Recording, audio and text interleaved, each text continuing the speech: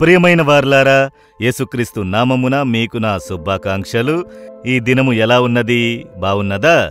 ఉదయమునే దేవుని వెతికారా? దేవునితో మాట్లాడినారా? దేవా, నేను ఏం చెయ్యాలి, ఎలా చెయ్యాలి అని విచారించారా? నేను చెప్పాను కదా, దావీదు అలా విచారించి ప్రభు చెప్పినట్లు నడిచినందున జయము పొందారు. ఆయనకు విరోధంగా లేచిన ఎవ్వరూ ఆయన మీద జయము పొందలేదు అని మనం చూశాము కదా. ఈ స్థలము, నేను నిలబడి మాట్లాడే స్థలము, హెబ్రోను అనే ఒక స్థలము, ఇశ్రాయేలు దేశములో ఉన్న ఒక గొప్ప పట్టణము ఇది. అబ్రహాము నివసించిన ఒక స్థలము ఇది. దావీదు రాజైనప్పుడు మొదట రాజుగా అభిషేకింపబడి 7 సంవత్సరములు రాజ్య పరిపాలన చేసిన ఒక స్థలము ఇది. సరే, ఈ దినము దేవుడు నాకు ఏ మాటను ఉంచినారు అని అనుకుంటున్నారా?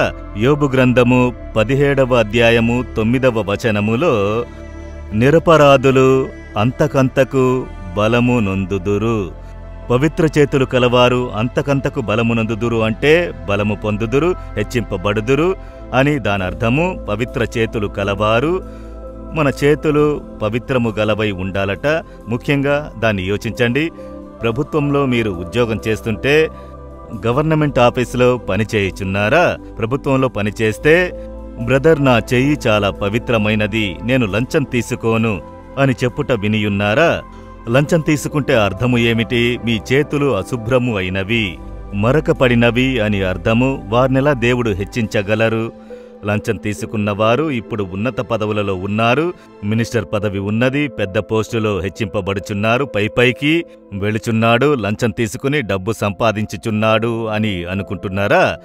లోకానుసారంగా హెచ్చింపబడవచ్చు, నెమ్మది ఉండదు, సమాధానము ఉండదు, భద్రత ఉండదు. ఒకరోజు హఠాత్తుగా ఆపద కలిగినప్పుడు అతన్ని తప్పించుటకు ఎవరికీ సాధ్యము కాదు. అలాంటి ఎన్నో సంభవాలను మన దేశములో మనం కన్నులారా చూచుచున్నాము. అయితే హృదయం శుభ్రత కలిగి ఉంటే దేవుడు వారి పక్షమున నిలబడి రక్షించి బలపరచి హెచ్చించుదురు అన్నదే దానికి అర్థము. కనుక ప్రభుత్వములో పనిచేస్తే మొదట మీరు దేవుని సేవకులు అని గ్రహించాలి. రోమా 13వ అధ్యాయములో ఉన్నది, ప్రజలకు మేలు చేయుటకై అతడు దేవుని వలన ఏర్పరుచుకొనబడిన దేవుని సేవకుడు అని వ్రాయబడి ఉన్నది.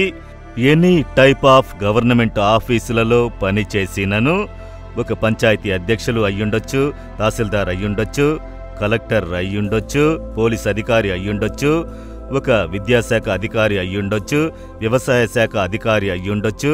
మీరు వచ్చి ఏ విధమైన ప్రభుత్వ అధికారి అయినను మీరు దేవుని సేవకులు అని వేదము చెప్పుచున్నది. ఎంత గొప్ప భాగ్యం కదా! ప్రజలకు మేలు చేయుటకు మీరు ఏర్పరచుకొనబడినవారు. కనుక మేము రాజకీయ నాయకులు వచ్చినప్పుడు అధికారులను, వారిని ఘనపరచుటకు కారణము వేదములు అలా వారిని గురించి చెప్పినందున. కనుక దేవుడు మీ మీద ఎంత నమ్మకముంచారు, ఎంత కనికరముతో తేరి చూస్తున్నారు. చేతులు పవిత్రమై ఉండకుండా మీరు లంచం తీసుకుని అవినీతి పరులై మీ అధికారమును దుష్ప్రయోగం చేసినప్పుడు దేవుని హృదయము అది ఎంతో గాయపరచబడును, సమాజమును అది బాధించును. అలాంటి వారికి దేవుడు ఎలా తోడుగా ఉంటారు? కనుక పవిత్రమైన చేతులు గలవారిని దేవుడు బలపరిచి ఆశీర్వదించి హెచ్చించును. కనుక మీ సంపాదన న్యాయమైనదిగా ఉండాలి.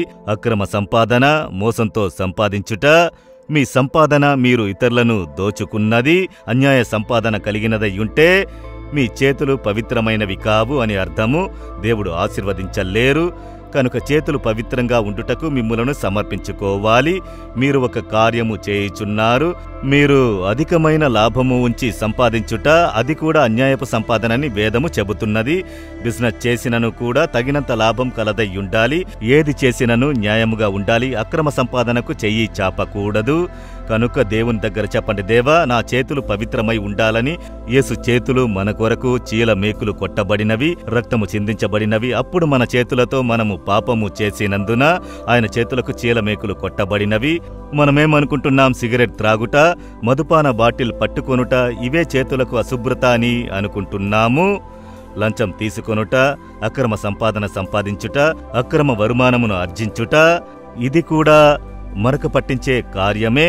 దాన్ని గ్రహించి మనల్ని సమర్పించుకుని, నా చేతులు శుభ్రము గలవై ఉండాలి దేవా అని చెబుతారా? సమర్పించుకుంటారా? అలాగే దేవా, నా చేతులు పవిత్రమై ఉండాలి, నా రాబడి న్యాయమైందై ఉండాలి. నా చేతులను దానికి సమర్పించుకుంటున్నాను. మీ చేతులను శీలమేకులు కొట్టుటకు సమర్పించితిరే, ఆ రక్తము ద్వారా నా చేతులను కడిగి పవిత్రపరచుడి. ఇక నేను ఆ అక్రమ సంపాదన సంపాదించకుండునట్లు నా చేతుల్ని కాపాడుకొనుటకు సమర్పించుకుంటున్నాను. యేసు నామములో amen, amen. Jesus redeems Telugu YouTube ఛానల్ను సబ్స్క్రైబ్ చేయండి. సబ్స్క్రైబ్ బటన్ను క్లిక్ చేయండి మరియు బెల్ బటన్ను నొక్కండి. ప్రతిరోజు కార్యక్రమ సమాచారం పొందండి.